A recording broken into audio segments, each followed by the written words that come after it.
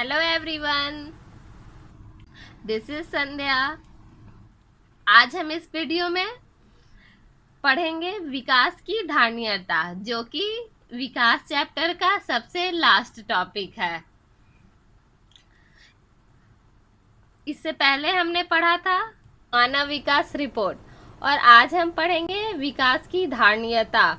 अब आप सोचोगे कि विकास की धारणीयता, ये नया वर्ड कहाँ से आ गया, नया शब्द, ये होता क्या है? देखो, ब्रैकेट में मैंने लिखा है विकास की धारणीयता के बाद स्थिरता और सतत विकास। स्थिरता मतलब क्या होता है? कोई भी चीज का लंबे से स्थिर रहना, टिकाऊ होना। समझ रहे हो ना? जो चीजें, जैसे हम कोई चीज यूज कर रहे हैं तो वो रहे, ये ना कि हम यूज कर लिए खत्म हो गया। वो इतना तो रहना ही चाहिए ताकि आगे भी लोग उसका प्रयोग करते रहे। इसे मैं कोई भी चीज को स्थिर इसे ही कहता है ना, कि वो स्थिर रहे ताकि उसका प्रयोग सभी लोग करें, उसका खत्म ना होना, टिकाऊ रहे, वो रहे।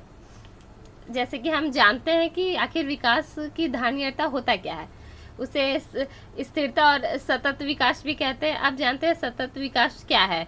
सतत विकास एक नया शब्द है जो कि न्यूनतम स्तर पर संसाधनों का प्रयोग करके प्राकृतिक संसाधनों के संतुलित उपयोग के साथ जुड़ा है ताकि भावी पीढ़ियों इसका प्रयोग कर सके। अब कहने का मतलब इसमें ये है कि कोई भी ऐसे ही साधन, प्राकृतिक संसाधन जो कि हमें प्राकृतिक द्वारा प्राप्त हुई है, उसका जो संसाधन है उसका प्रयोग होते, मतलब उसका प्रयोग हम ऐसे करें कि वो आगे भी स्थिर रहे, वो खत्म ना हो, जिससे आने वाली पीढ़ी भी उसका लाभ उठा सके, उसे भी वो सब वो प्रयोग कर सके, ताकि वो खत्म ना हो, ताकि आने वाली पीढ़ी जो है वो उसका प्रयोग कर सके। कहने का मतलब सिंपल में है, देखो समझो। विकास की धारणा को ही धारणीय विकास कहते हैं। जैसे कि वर्तमान पीढ़ी की आवश्यकताओं को इस प्रकार पूरा करे कि भावी पीढ़ी के लिए भी संसाधन बचे रहे। मतलब जो प्राकृतिक संसाधन सब है वो ऐसे आप प्रयोग करो कि आने वाली भावी पीढ़ी, हमारे जो नेक्स्ट जनरेशन है, उनके लिए भी वो साधनों सब बचे रहे ताकि वो भी उसका प्रयोग कर सके। इसे ही धारणीय विकास, सतत विकास कहते हैं। धारणीय ही विकास को सतत विकास भी करते हैं, विकास कहते हैं। ठीक है, अब क्लियर हुआ कि विकास की धारणा क्या होता है। मतलब इसमें हम ये सब चर्चा करते हैं, सोचते हैं, इस बात को मतलब इस बात को अपने जीवन में लाने की कोशिश करते हैं कि हम अपनी चीज़ें, जो हमें प्राकृतिक से चीज़ें मिली है, साधनों, उसका प्रयोग हमें ऐसे करना है कि हमें आगे भी नेक्स्ट जनरेशन, भावी पीढ़ी को भी उसका प्रयोग कर सके, वो रहे, ख़त्म ना हो।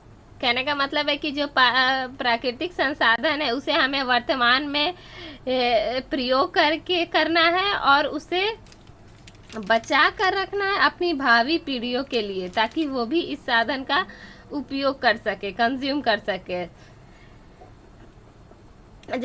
पर्यावरण ने हमें संसाधन दिया है, जल है या खनिज पदार्थ आदि, ये सब है, जो कि हम आगे पढ़ेंगे कैसे। तो जैसे हमारे पूर्वज जो थे वो हमारे लिए छोड़ के गए, तो हमारा भी फर्ज बनता है कि हम अपने आने वाली पीढ़ी के लिए छोड़े। ठीक है, अब इतना तो समझ में आया है कि सतत विकास में क्या होता है, कि जो प्राकृतिक संसाधन होते हैं उसका उपयोग हमें उतना ही करना है जितना ज़रूरत हो। जैसे कि पानी है तो अब पानी ये नहीं कि नल खोल के छोड़ दो, बहा दो, या ये पानी है तो खूब नहा रहे, खूब ये कर रहे हैं, ऐसा नहीं। मतलब उसका बर्बादी नहीं करना। अब ये नहीं कि पानी का यूज़ भी नहीं करना, इतना ही यूज़ करना है जितना ज़रूरत हो, बर्बादी नहीं करनी है। क्योंकि अगर हम ये सब बर्बाद करेंगे तो कुछ सालों बाद अभी आप देख लो, अभी पानी जो है हम लोग क्या करते हैं ये तो हमें प्राकृतिक से मिलता है। अब सालों भर हम पानी का यूज़ करते हैं, फिर गर्मी में आता है तो पानी सूख जाता है, फिर बारिश होता है बरसात में तो फिर नदी तालाब सब भर जाता है, तो फिर हमें पानी मिलने लगता है ना। तो इसका मतलब है कि इसे हमें बचाना है। अब ज़रूरी तो नहीं है इसका, अगर हम अति उपयोग किसी भी चीज़ का अति उपयोग करेंगे तो ये कुछ साल बाद, 50 साल बाद, 60 साल बाद ये कम हो जाएगा, बहुत कम, मतलब बहुत जगह पे होगा ना कि कम मिलने लगेगा। तो इससे तो लोगों की, सभी लोगों को तो नहीं मिल पाएगा ना, आगे वाले भावी पीढ़ी लोग को तो दिक्कत होगा। तो इसमें यही कहने का मतलब, ये विकास यही दर्शाता है कि ये विकास में ये भी एक टॉपिक है, ये भी एक कारण है कि जो हम संसाधनों का प्रयोग कर रहे हैं वो आगे निरंतर वो चलते रहे, वो स्थिर रहे, वो ख़त्म ना हो, ताकि आगे की जनरेशन बाय जनरेशन जितने लोग हैं उस सबको मिले। वो हमारे संसार से उसे ख़त्म नहीं होना चाहिए, क्योंकि उसके बिना हमारा काम नहीं चल सकता। पानी के बिना कोई रह सकता है नहीं ना, इसलिए। और इसके अलावा भी जैसे आगे हम पढ़ेंगे, उदाहरण के तौर पे बता रही हूँ मैं, उदाहरण के तौर पे अब देखो क्या क्या ऐसी चीज़ें हैं जो हमें बचा के रखनी है। भूजल की कमी, ये होता है नवीकरणीय संसाधन। जो पानी होता है ये वो नवीकरणीय संसाधन होता है। जैसे क्या, जैसे अभी मैंने आपको बताया ना कि पानी है जो वर्षा होती है, जैसे गर्मी में पानी सूख गया, फिर उसके बाद बरसात आता है, तो बरसात में बहुत पानी होता है, फिर पानी हमें मिलने लगता है, पानी की कमी नहीं होती है पूरे साल। ये साइकिल चलते रहता है कि पानी हमें हर साल मिलता है, बहुत बारिश होती है जिससे पानी होता है, फिर गर्मी में थोड़ा कम हो जाता है, फिर बरसात आ जाता है, फिर बारिश, तो हमें पानी ऐसे रीजनरेट हो जाता है। नवीकरणीय संसाधन है जो हमें प्राप्त हो जाता है। लेकिन देखो पहले से अब में बहुत अंतर हो गया है। लगभग 20 साल में ये देखा गया है कि 300 ऐसे भारत में ऐसे 300, और ये 300 ऐसे गांव या क्षेत्र है, जगह है जहां पानी की कमी हो गई है। पहले देखो क्या था कि 5 फीट पे ही, अगर देखो बोरिंग करवाते हैं जो हम लोग ये सब करवाते थे, तो 5 फीट पे ही पानी निकल जाता था पहले। अब क्या हो गया, अब 100 फीट, 200 फीट। मैं एक ऐसे ही एग्जांपल दे रही हूँ कि अब तो लोगों को काफ़ी डीप बोरिंग करवाना पड़ता है नीचे तक, मतलब तो भी पानी निकलता है तो निकलेगा, नहीं तो नहीं निकलेगा, ये इसकी कोई गारंटी नहीं रह गई। पर पहले ऐसा नहीं था, तो पानी की कमी हो रही है ना, शुरुआत तो हो चुकी है बहुत पहले से ही। तो वही बताना चाह रहे हैं कि पहले था कि पानी तुरंत मिल जाता था, 5 फुट पे ही बोरिंग कराया, ये तो पानी निकल गया। अभी तो 200 फीट हो रहा है तो भी पानी मिल रहा है या नहीं मिल रहा है, कोई ज़रूरी नहीं है कि मिल रहा है, ये आप सभी जानते हैं, आप लोग को भी ये सारी बातें पता है। अब है कि उदाहरण में पानी की कमी पड़ती है, भूजल की कमी, ये एक नवीकरणीय संसाधन है। ये भी मैंने बताया कैसे था, क्योंकि ये हमें पुनः प्रकृति से प्राप्त हो जाता है, पुनः प्राप्त हो जाता है। कैसे प्राप्त हो जाता है ये भी बताया हम। अब जो भूमिगत जल जो होता है उसका अति प्रयोग जो हो रहा है विशेष रूप से पंजाब और पश्चिमी उत्तर प्रदेश में हो रहा है कृषि के दृष्टि से, तो वहाँ पे पानी का बहुत ही उपयोग हो रहा है। तो इससे पानी की कमी हो सकती है ना, इतना ज़्यादा उपयोग करने से, क्योंकि अब पहले से बहुत विकास हो चुका है। देखो विकास करना है तो विकास के लिए संसाधनों का खपत भी होगा, संसाधनों का खपत होगा तो उसमें कमी भी आएगी ही, कमी तो आएगी ना। वही अब जैसे कि हमने जाना कि पंजाब और पश्चिमी उत्तर प्रदेश है, ये सब में बहुत ज़्यादा कृषि होता है, तो यहाँ पानी ये सब की बहुत ज़्यादा आवश्यकता होती है, तो यहाँ भूजल की कमी होगी ना जहाँ ज़्यादा, या फिर और भी जगह है जहाँ कल कारखाने या बहुत कुछ पानी से काम होता है, वहाँ भी पानी की कमी होने, क्योंकि उसका अति प्रयोग हो रहा है। अति उपयोग जो होता है जैसे भूमिगत जल का पंजाब पश्चिम। अब ये तो हमने जाना कि भूजल की कमी कैसे हो रही है, और इसे नवीकरणीय संसाधन कहते हैं जल को, और जल हमें कैसे प्राप्त होता है ये सब हमने एक उदाहरण में जान लिया जल की कमी के बारे में। और दूसरा है प्राकृतिक संसाधनों की कमी में आता है गैर नवीकरणीय संसाधन, जैसे कच्चा तेल, खनिज पदार्थ, ये सब। अब जैसे कि हमने पढ़ा जल के बारे में, तो जल तो हमें हमेशा मिलते रहता है, हमेशा बारिश हमेशा ही होते रहती, कोई ज़रूरी नहीं है कि सिर्फ बरसात में ही हो। तो पानी तो हमें हमेशा ही मिलते रहता है। लेकिन लेकिन इसका भी अगर अति उपयोग करेंगे तो हम इसकी अब बता ही चुके हैं कि कमी तो स्टार्ट हो ही चुकी है। लगभग 20 सालों से इसका अभाव, इसका अब कमी हो रहा है। ज़रूरी नहीं है पानी अब हमें जल्दी से नहीं मिल रहा है, जैसे पहले तुरंत मिल जाता था, अब ऐसे नहीं मिल रहा। पहले 50 फीट पे मिल जाता था, अब 200 फीट की बोरिंग करवानी पड़ रही है, डीप बोरिंग है सब। तो फिर भी ये तो हम जो जल जो था वो तो हमारा फिर भी मिलते रह रहा है, कमी है। लेकिन ये एक ऐसा साधन है जो हाँ ख़त्म नहीं होगा पूरी तरह, प्रकृति से हमें पुनः प्राप्त हो जाता है। अगर हम इसे बचा कर रखेंगे तो ये पूरी अभी बहुत ही दिन तक इसका ख़त्म नहीं हो सकता ये, ठीक है। जल ऐसा चीज़ है। लेकिन ये जो है कच्चा तेल और खनिज पदार्थ, अब गैर नवीकरणीय संसाधन मतलब क्या होता है? नवीकरणीय मतलब पूर्ण प्राप्त हो जाता है। गैर नवीकरणीय संसाधन में होता है कि ये जल्दी हमें प्राप्त नहीं होता है। जैसे जो कच्चा तेल है ये हमें जल्दी प्राप्त नहीं होगा, इसका एक निश्चित रहता है कि इसका अगर ज़्यादा उपयोग होगा तो ये 50 साल बाद ख़त्म हो जाएगा। निश्चित भंडार रहता है कच्चा तेल का, ठीक है। तो ये ख़त्म हो जाएगा। और ऐसा भी हो सकता है कि अगर हम इसकी खुदाई करें, इस पर रिसर्च होते रहता है, खोज होती रहती है कि इसके बदले कोई कुछ और हमें नया चीज़ मिल जाए जो कि हमने कभी नहीं सुना हो, कभी ना देखा हो, वो बात अलग हो गई है कि वो मिल सकता है या मिल जाएगा तो अच्छा है, उसका भी प्रयोग है। लेकिन जो ज़रूरी है अभी कच्चे तेल है, जो कि बहुत ज़रूरी है, जिसका बहुत ही अति उपयोग हो रहा है पूरे देश में, पूरे विश्व में। सिर्फ देश क्या, सिर्फ भारत की तो बात नहीं कर सकते ना, ये सारी प्राकृतिक चीज़ तो पूरे देश में आती है, पूरे विश्व में आती है। तो इसका एक निश्चित भंडार है जो 50-60 साल बाद ख़त्म हो जाता है। तो इसे हमें बचा के रखना पड़ेगा ताकि इसका प्रयोग भावी आगे वाली पीढ़ी भी कर सके। खनिज पदार्थ हुआ, अब जैसे कच्चा जो तेल है इसमें तो भारत में तो इसका भारत में तो इसका बहुत ही जगह, बहुत ही राज्यों से ये सब प्राप्त हो जाता है आसानी से। भारत में कच्चे तेल की कमी नहीं है, चाहे खनिज पदार्थों की। भारत से बाहर भी भेजा जाता है तो भारत में इसका बहुत अच्छे से भारत में मिल जाता है, इसका अच्छा स्रोत है भारत में। लेकिन वही है जो संयुक्त राष्ट्र अमेरिका, ये सब जो विकसित देश है, वहाँ ये सब चीज़ों की कमी है। तो वो जैसे कि विकसित देश है तो उसके पास बहुत पैसा पावर है, तो वो चाहता है कि ये सब चीज़ें वो अपने पैसे पावर से ले सके। लेकिन हमारे देश में, भारत में तो इसका पर्याप्त, इसका बहुत ही अच्छा प्राप्त हो जाता है बहुत आसानी से। कच्चा तेल भारत में कोई कमी नहीं है, कच्चे तेल की बहुत अच्छे से प्राप्त हो जाता है। इसका अच्छा साधन है भारत में, खनिज पदार्थ हो या फिर कच्चा तेल हो,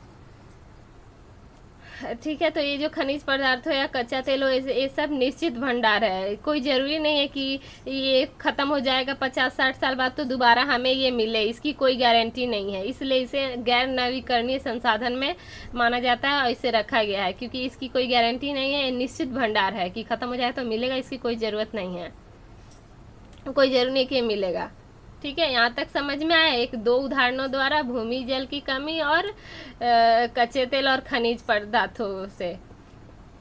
अब ये आपने समझा ना कि अब आपको तो ये पता ही है कि अभी हमारे जनरेशन में भी ये सब की चीज़ों की कितनी ज़्यादा खपत हो रही है, सभी जानते हैं। अगर ऐसे ही खपत होगा तो ये क्या चल पाएगा ज़्यादा दिन तक? हमें प्राप्त हो पाएगा? हमारे भावी पीढ़ी को प्राप्त हो पाएगा? तो इसके बारे तो एक चिंताजनक विषय, इसके बारे में लोग, वैज्ञानिक ये सब सोचते हैं, चिंतित रहते हैं। इसके बारे में वो रिसर्च कर रहे हैं, खोज कर रहे हैं ताकि इसे बचा के रखा जाए, ठीक है। तो कहने का मतलब ये है कि हमें इन चीज़ों का इतना ही प्रयोग करना है जितना ज़रूरत हो, ज़्यादातर नहीं। अब जैसे कि कच्चा तेल है या खनिज पदार्थ, तो आजकल बहुत ही इंडस्ट्री बन गया है, कंपनी बन गया है, हर जगह उद्योग बन गया है। तो ये सब में कच्चा तेल, खनिज पदार्थ का ये सब बहुत ज़्यादा अति उपयोग हो रहा है। तो अगर ऐसे ही होता रहा तो कुछ आने वाले 50-60 सालों, 50 सालों में तो ख़त्म हो जाएगा ना इसको। तो ऐसे भी कच्चा तेल और खनिज पदार्थ निश्चित ही भंडार है। इसका बोला गया है कि 50-60 साल तक ही ये रहेंगे, उसके बाद ये नहीं मिल सकेंगे और कोई ज़रूरी नहीं है कि दोबारा ये मिले ही। हाँ, लेकिन ये हो सकता है कुछ और भी मिल सकता है, कुछ और नया पदार्थ जो कि हमने कभी सुना देखा ना हो। अब तो आपको यहाँ तक समझ में आ गया कि सतत विकास क्या है, और अगर क्वेश्चन आएगा तो इम्पोर्टेंट क्वेश्चन है कि सतत विकास क्या होता है, तो इसके बारे में मैंने आपको बताया, वो लिखना।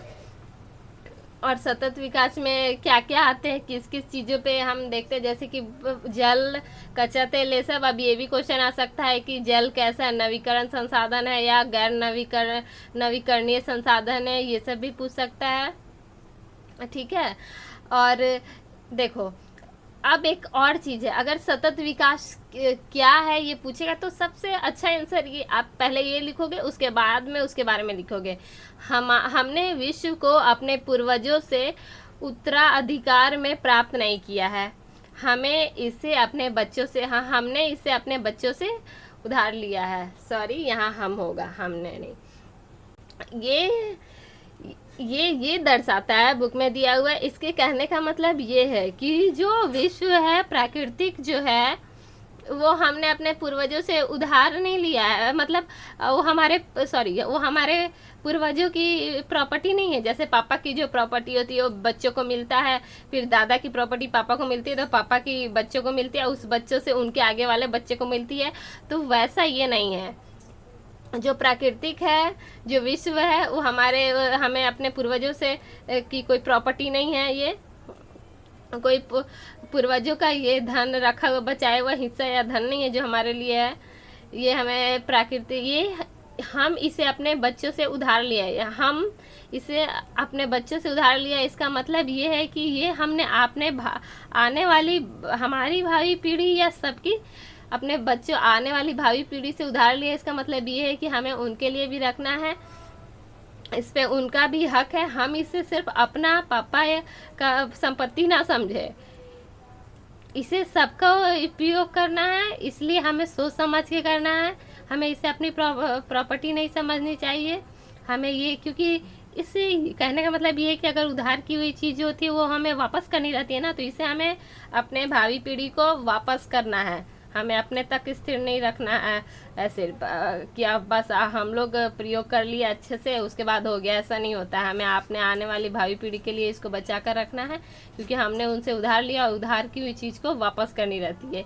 एक बात है, बस उदाहरण है, इसे समझाने के लिए मैंने लिखा है, बुक में भी ये दिया हुआ है बस, ठीक है। तो यहाँ तक आपको क्लियर हुआ और आपको बहुत अच्छा समझ आ गया होगा कि विकास की धारणीयता क्या होता है, धारणीयता विकास क्या होता है, सतत विकास तो मतलब धारणीयता विकास को ही सतत विकास करते हैं, ठीक है। अब तो इसमें आपको कोई कंफ्यूजन नहीं रहा होगा। इसमें बस एक ही छोटी सी तो बात है, जो संसाधन का प्रयोग हम जो कर रहे हैं उसे आगे तक स्थिर रखना है, ताकि आने वाली भावी पीढ़ी भी उस पर्यावरण, उस संसाधन का प्रयोग कर सके, ठीक है। हमें उसे अति प्रयोग नहीं करना है, उसे बचा कर रखना है, ताकि आगे आने वाली भावी पीढ़ी भी प्रयोग कर सके। हमें अपने लिए भी करना है, ऐसा नहीं कि हमें बचा के आपने ये नहीं कि अब नहीं नहाना है या नहीं पानी नहीं पीना है, उतना ही करना है जितना ज़रूरत हो, ठीक है। इसमें इस टॉपिक में यही बताता है। अब ये डेवलपमेंट चैप्टर, विकास चैप्टर कंप्लीट हुआ। आपको अगर कोई भी डाउट हो तो मुझे कमेंट करके मैसेज करके पूछ लेना, ठीक है। आज के लिए इतना ही, नेक्स्ट क्लास में नेक्स्ट वीडियो दूसरे चैप्टर। Thank you.